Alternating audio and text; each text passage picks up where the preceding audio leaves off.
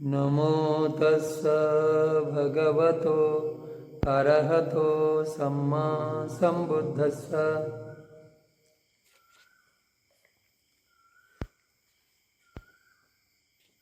నిన్న మనము సమాధి చతుష్కాల గురించి చెప్పుకోవటము పూర్తి చేసుకున్నాము.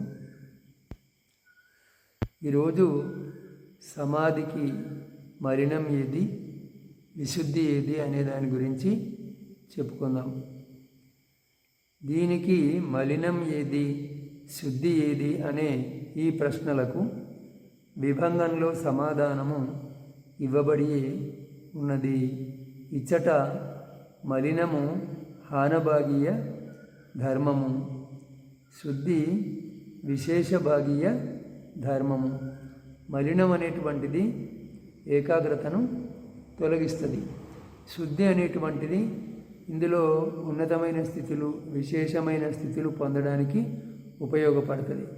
ఇంకా ప్రథమ ధ్యాన సమాధిని పొందిన వానిలో కామంతో కూడిన సంజ్ఞ, చేతనలు ఉత్పన్నమవుతాయి అనే ఈ వచన సహాయంతో హానభాగీయ ధర్మాన్ని తెలుసుకోవాలి. మొదటి ధ్యాన సమాధిని పొందిన వానిలో కోరికతో కూడిన సంజ్ఞ, చేతనలు ఉత్పన్నమవుతాయి. అంటే మొదటి ధ్యాన సమాధిలో ఇవి ఉంటాయి అని కాదు. మొదటి ధ్యాన సమాధిని పొందినవాడు ఆ మొదటి ధ్యాన సమాధి కంటే ముందు ఇవి ఉంటాయి కాబట్టి ఏమి కోరికలతో కూడినటువంటి సంజ్ఞా చేతనలు ఉంటాయి కాబట్టి అది ఎప్పుడైనా ఆ ముందరి స్థితికి పడిపోవచ్చు అని, మొదటి ధ్యానానికి ముందున్న స్థితికి పడిపోవచ్చు అనే ఈ వచన సహాయంతో హానభాగీయ ధర్మాన్ని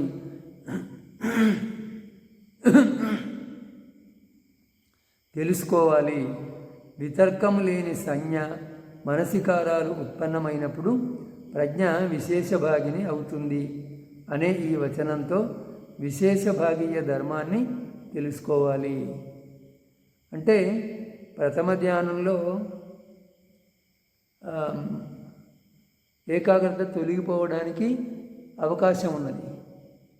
హానభాగీయ ధర్మము రావడానికి అక్కడ అవకాశం ఉన్నది.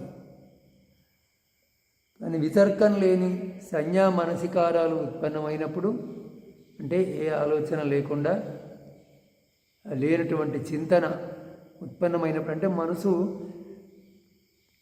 ఇతర ఆలోచనలు ఏవి లేకుండా కేవలం ఆలంబనం యందే నిలిచినప్పుడు ఇదేమిటి, రెండవ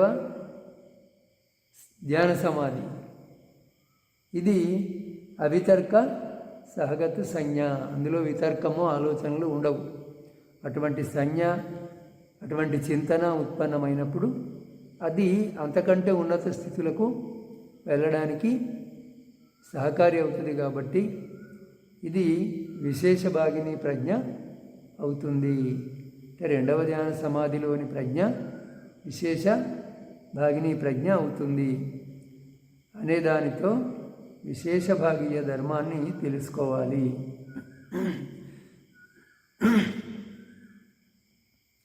ఇక ధ్యానానికి మలినాలు, విఘ్నాలు ఏవి, ధ్యానానికి ఆటంకాలు, విఘ్నాలు ఏవి, ధ్యానాన్ని ఎలా అభ్యసించాలి అనేది తర్వాత ప్రశ్న. అనగా దీనిని సాధించే పద్ధతి ఏది, అందుకు సమాధానం ఇది లౌకికము, లోకోత్తరం అని రెండు విధాలు మొదలైన వచనాలతో అర్య మార్గంతో కూడిన సమాధి చెప్పబడింది. లోకోత్తర సమాధిని సాధించుకునే విధి ప్రజ్ఞను సాధించుకునే విధిలోనే చేరి ఉంది. ఎందుకనగా ప్రజ్ఞ ధ్యానింపబడినప్పుడు అది ఆర్యమార్గంతో కూడిన సమాధి అవుతుంది. అందువలన దానిని ఈ విధంగా ధ్యానించాలని విశేషంగా ఇతర పద్ధతిలో చెప్పుకోదలుచుకోలేదు.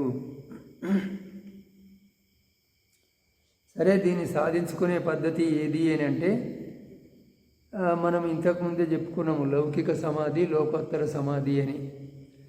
ఇంద్రియ విషయాలకు సంబంధించినటువంటి ఏకాగ్రత అంటే ఇంద్రియ సుఖాల మీద కోరికతో పొందే ఏకాగ్రత, లేదా ఇంద్రియ సుఖాల మీద కోరికను వదలకుండా పొందే ఏకాగ్రత రూపావచర, అరూపావచర, కామావచర, రూపావచర, అరూపావచర లోకాలకు సంబంధించింది కాబట్టి అది లౌకిక సమాధి.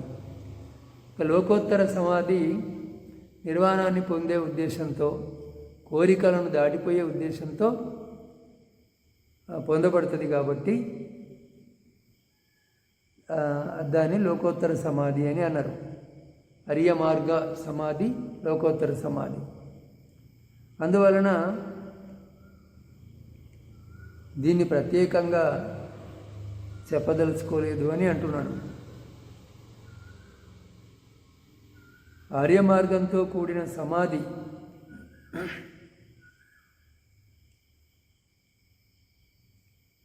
ప్రజ్ఞ ధ్యానింపబడినప్పుడు అది ఆర్య మార్గంతో కూడిన సమాధి కూడా ధ్యానింపబడుతుంది. అంటే ప్రజ్ఞను ధ్యానించినప్పుడు ఈ లోకోత్తర సమాధి కూడా ధ్యానింపబడుతుంది.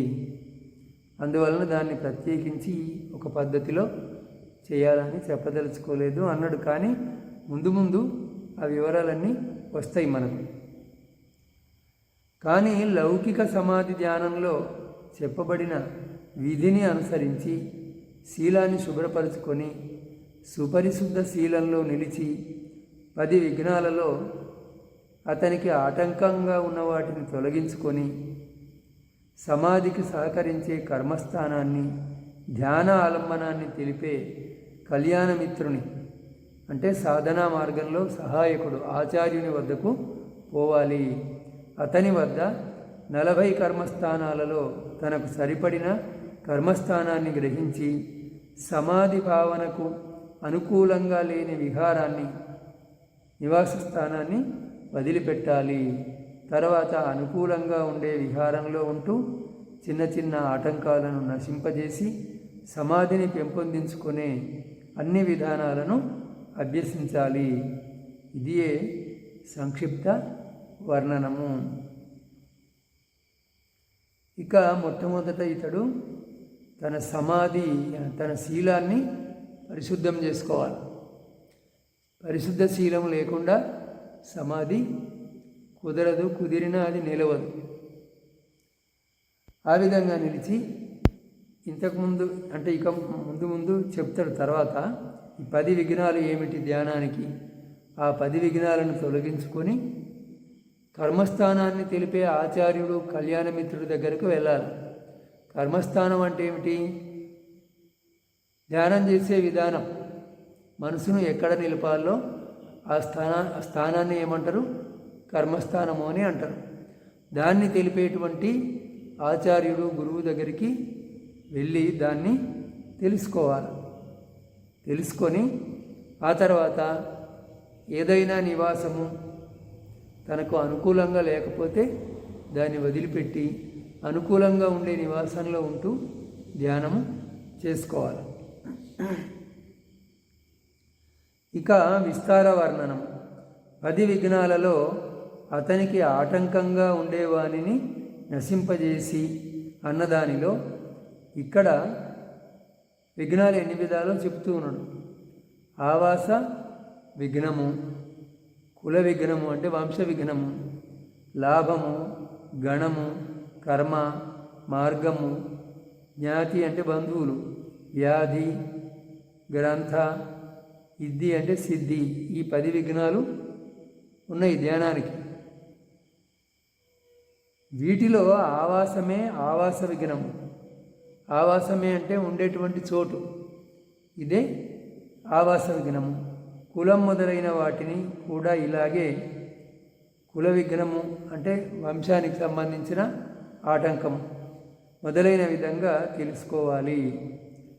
వీనిలో ఏదైనా సందర్భంలో ఆవాసమని చెప్పబడితే అది ఒక గది కావచ్చు, ఒక పరివేణం కావచ్చు. పరివేణం అంటే చుట్టూ గదులుండి మధ్యలో వాకిలి ఉంటుంది. వెనకటికి మన ప్రాంతంలో ఇండ్లు అట్లనే కట్టుకునేవాళ్ళు. మధ్యలో వాకిలి వదిలి చుట్టూ ఇల్లు కట్టుకొని ఒక పెద్ద దర్వాజా ప్రధాన ద్వారం పెట్టుకునేవాళ్ళు ముందరి వైపు, తూర్పు వైపు లేదా ఉత్తరం వైపు. ఆ విధంగా ఉన్నటువంటి దాన్ని పరివేణము అని అంటారు. ఆ పరివేణము కావచ్చు, లేదా విహారం మొత్తము కావచ్చు. ఈ ఆవాసము అందరికీ విఘ్నం కాదు. కొత్త కొత్త నిర్మాణ కార్యాల్లో ఉత్సాహం కలిగిన వారు, చాలా సామాగ్రిని నిల్వ చేసి ఉంచుకున్నవారు, లేదా ఇంకేదైనా కారణం వలన ఆకర్షింపబడిన వారు, ఏదైనా విశేషమైన లౌకిక కార్యం పట్ల బంధింపబడిన మనస్సు కలవారు, అట్టివారికి ఈ ఆవాస విఘ్నం కలుగుతుంది, కానీ ఇతరులకు కలుగదు. ఇది అందరికీ కలగదు. ఈ నివాస విఘ్నం అనేది అందరికీ కలగదు. ఎవరికి కలుగుతుంది అని అంటే అది చెబుతూ ఉన్నాడు, ఎవరికి కలుగుతుందో.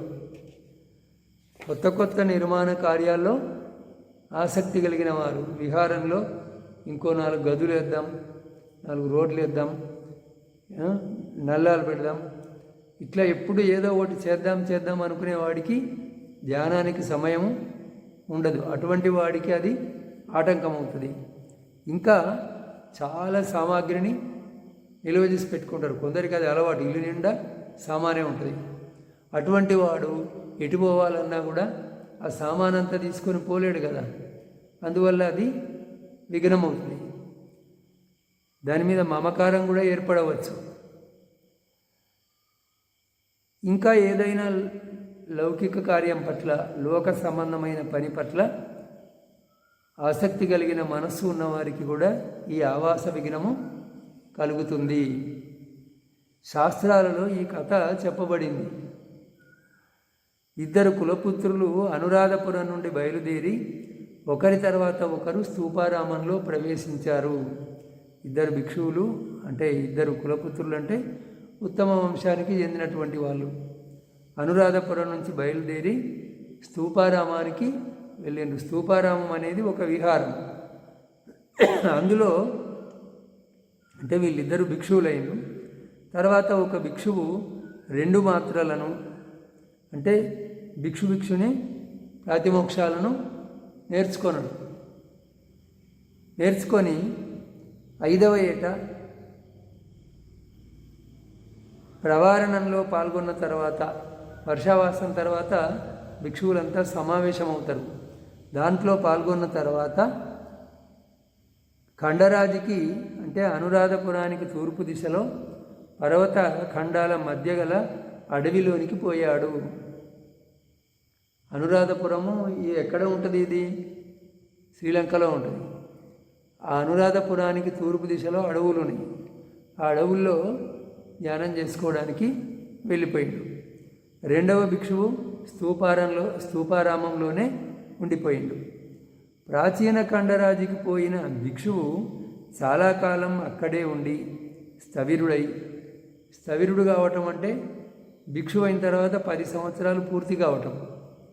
ఆ విధంగా స్థవిరుడై ఇలా అనుకున్నాడు, ఈ స్థలము ఏకాంతవాసానికి తగినది. ఈ విషయాన్ని నా మిత్రునికి కూడా తెలుపుతాను అనుకొని అతడి నుండి బయలుదేరి ఈ స్తూపారామానికి చేరుకున్నాడు. ముందు ఎక్కడైతే ఉండెనో ఆ విహారానికి చేరుకున్నాడు. అతడు లోపలికి రావటం చూడగానే సమవయస్కుడైన అతని సహచరుడు ఎదురుపోయి చేతి నుండి పాత్రను తీసుకొని వచ్చిన అతిథికి చేయవలసిన మర్యాదలన్నీ చేశాడు. అతిథి స్థవిరుని గదిలో ప్రవేశించి, నా మిత్రుడు ఈ నగరంలో చాలా కాలంగా ఉంటున్నాడు కదా, నేడు నా కొరకు నెయ్యి, చక్కెర పానకము లేదా ఏదైనా పానీయాన్ని పంపిస్తాడు అనుకున్నాడు రాత్రిపూట తీసుకోవడానికి. కానీ అతనికి ఆ రాత్రి అవేమీ దొరకలేదు.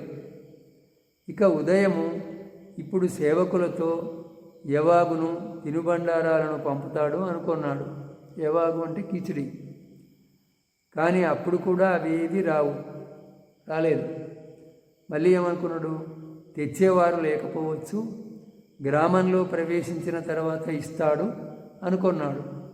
ఇలా ఆలోచించి పొద్దునే మిత్రునితో పాటు గ్రామంలో ప్రవేశించాడు. భిక్ష కోసం గ్రామంలోకి వెళ్ళిండ్రు వాళ్ళు. వారిద్దరూ ఒక వాడలో భిక్ష చేసుకొని దొరికిన గరిటెడు యవాగును ఆసనశాలలో కూర్చొని తాగినారు. అదే ఉపస్థానశాల. భిక్షకు పోతే ఏం దొరికింది? ఇంత గంజి దొరికింది. ఆ గంజి తెచ్చుకొని విహారంలో ఉపస్థానశాలలో కూర్చొని తాగింది. అప్పుడు ఆ అడవి నుండి వచ్చిన భిక్షువు యవాగు మొదలైన వాటితో భిక్ష ఇచ్చే ఆచారం ఇచ్చట ఉండకపోవచ్చును. మధ్యాహ్న భోజన సమయంలో ప్రజలు మంచి అన్నాన్ని ఇస్తారేమో అనుకున్నాడు. మరల భోజన సమయంలో భిక్ష చేస్తూ దొరికిన దానిని తిని ఆగంతుక భిక్షువు ఇలా అన్నాడు. ఇక మధ్యాహ్నం భిక్ష చేసుకునేటప్పుడు కూడా ఏదో మామూలు భోజనమే దొరికింది. అప్పుడు అడవి నుంచి వచ్చిన భిక్షువు, బంతే, నీకు ఎప్పుడూ ఇలాగే జరుగుతుందా అన్నాడు. ఏ రకమైన విశేషమైన ఆహారము దొరకలేదు మీకు ఈరోజు మనకు, మరి మీరు ఎప్పుడు ఇక్కడే ఉంటారు కదా, ఎప్పుడు ఇంతేనా అన్నాడు. అంటే ఆయన అవును ఆయుష్మాన్ అన్నాడు. బంతే, ప్రాచీన ఖండరాజి సుఖకరంగా ఉంటుంది, అక్కడికి పోదాం. నేనుండే అడవుల మధ్యలో మంచి భిక్ష దొరుకుతుంది, అక్కడికి వెళ్దాము అని అన్నాడు. నగరము యొక్క దక్షిణ ద్వారం నుండి బయలుదేరేటప్పుడు స్థవిరుడు కుమ్మరి గ్రామానికి పోయే దారి పట్టినాడు. రెండవ భిక్షువు, బంతే, మీరు ఈ త్రోవను ఎందుకు పట్టినారు అన్నాడు. అనురాధపురం నుంచి బయలుదేరేటప్పుడు, ఆ దక్షిణ ద్వారం నుంచి బయలుదేరేటప్పుడు ఇతను ఈ అడవితో పట్టిండు. ఎవరు? ఇక్కడ ఉండే భిక్షువు, అడవి నుంచి వచ్చిన ఆయన కాదు, ఇక్కడ ఉండే భిక్షువు అడవితో పడితే ఆ రెండవ భిక్షువు, మీరు ఈతో ఎందుకు పట్టిండ్రు అన్నాడు. అంటే నీవు అక్కడికి పోదామని అన్నావు కదా అడవికి, దాన్ని మెచ్చుకున్నావు కదా అన్నాడు ఆయన. మీరు ఇంతకాలం నుండి ఇక్కడ ఉంటున్నారు కదా, ఇక్కడ సంఘ వస్తువులు కాకుండా మీకంటూ ఏ వస్తువు లేదా అని ఇక్కడ ఉండే భిక్షువు ఆయనను, ఇక్కడ ఉండే భిక్షువును అడవి నుంచి వచ్చిన భిక్షువు అడిగిండు. అడిగితే అతనేమన్నాడు? ఇక్కడ ఉండే భిక్షువు అడవితో పట్టిండు ఆయన. ఆయుష్మాన్, మంచము పీట సంఘానికి చెందినవి, వాటిని సంఘానికి అప్పగించియే ఉన్నాను, అంతకన్నా ఇంకేమీ లేదు. కానీ బంతే, నా కర్ర, నా తైలనాలిక అంటే నూనె ఉంచుకునే గొట్టం, చెప్పులు ఉంచుకునే సంచి అక్కడనే ఉన్నాయి, అవి తీసుకొని రావాలి నేను అని ఆ అడవి నుంచి వచ్చిన భిక్షువు ఈ భిక్షువుతో అంటూ ఉన్నాడు. అంటే ఇతను అన్నాడు, ఆయుష్మాన్, ఒక్క దినమే ఉన్నంత మాత్రాన ఇంత సామాగ్రిని నిల్వ చేసుకున్నావా అన్నాడు. అడవి నుంచి వచ్చి అతడు ఇక్కడ ఉన్నది ఒక దినమే, కానీ అతని దగ్గర కర్ర, నూనె గొట్టము, చెప్పులు ఉంచుకునే సంచి ఇవన్నీ ఒక రోజులోనే జమ చేసి పెట్టుకున్నాడు. అవును బంతే అన్నాడు. ఈయన అన్ని రోజుల నుంచి అక్కడ ఉండి 12 సంవత్సరాలు అక్కడ ఉండి కూడా పోదామంటే పోదాం, చివర భుజం మీద వేసుకున్నాడు, బయలుదేరిండు. ఈయన ఒకరోజు ఇక్కడ ఉండి నూనె గొట్టము, చెప్పులు సంచి, తర్వాత ఇంకోటి ఏమిటి కర్ర, ఇవన్నీ నిల్వ చేసుకున్నాడు. అప్పుడు ఈ అడవి నుంచి వచ్చిన భిక్షువుకు తన పొరపాటు అర్థమైంది. అప్పుడు ఆయన ఇట్లా అన్నాడు, బంతే, మీకు నగరమైనా అడవి అయినా ఒకటే. స్తూపారామము 4 బుద్ధుల ధాతువులుంచిన స్థలము. ఈ 4 బుద్ధులు అంటే బుద్ధుడి కంటే 3 పూర్వబుద్ధులు, కకుసంద, కోణాగమన, కసప. గౌతమ బుద్ధుడితో 4. వీరి శరీర ధాతువులు అంటే ఎముక అవశేషాలు అక్కడ ఉంచబడ్డాయి. లోహ ప్రాసాదంలో అనుకూలమైన ధర్మశ్రవణము, మహాచైత్యంలో స్థవిరుల దర్శన లాభము కలుగుతుంది, మీరు ఇక్కడే ఉండండి అని మరునాడు తన పాత్రశీవరాలను తీసుకొని ఒంటరిగానే పయనమైనాడు. ఇక్కడ ఉండే భిక్షువును ఇక్కడనే ఉండమన్నాడు. ఎందుకంటే మీకు కూడబెట్టుకునే అలవాటు లేదు కాబట్టి, మీకు ఊరు అయినా అడవి అయినా ఒకటే, ఇది మీకేమీ విగ్రహం కాదు ఊరు, అందుకని మీరు ఇక్కడే ఉండండి, నేను ఒక్కడనే వెళ్ళిపోతా అని అతను మళ్ళీ తన అడవికి వెళ్ళిపోయాడు. ఇటువంటి భిక్షువుకు నివాసము ఆటంకము కాదు. ఒకరోజు ఉన్నంతనే ఇంత సామాన్ తయారు చేసుకున్న వాడికి అది ఆటంకము అవుతుంది. అది ఇక్కడికి ఈరోజు చాలు.